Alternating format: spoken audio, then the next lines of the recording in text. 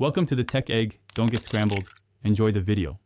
In this video, I will compare copper vs bare full comparison.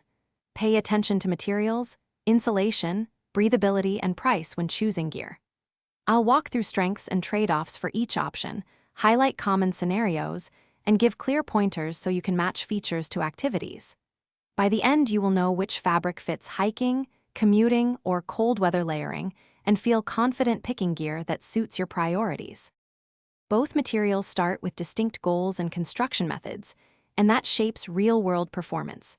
Copper-treated textiles aim to manage odor and sometimes add a subtle conductivity benefit, while bare-style fabrics prioritize ruggedness and insulating loft.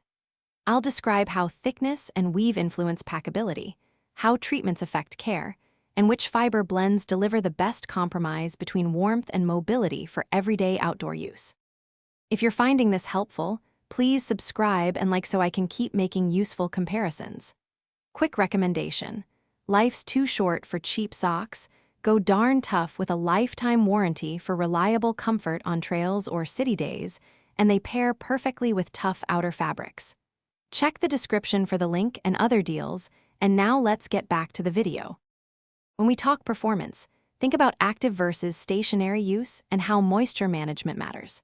Copper-treated fabrics may resist odor but require specific detergents, while bare textiles take rough handling but might trap sweat. I'll compare maintenance tips, drying methods, and how repairs or warranties change long-term value. That helps you balance upfront cost against years of reliable use, so you avoid surprises after a few trips. Thanks for watching. Consider subscribing if I helped unscramble your problems.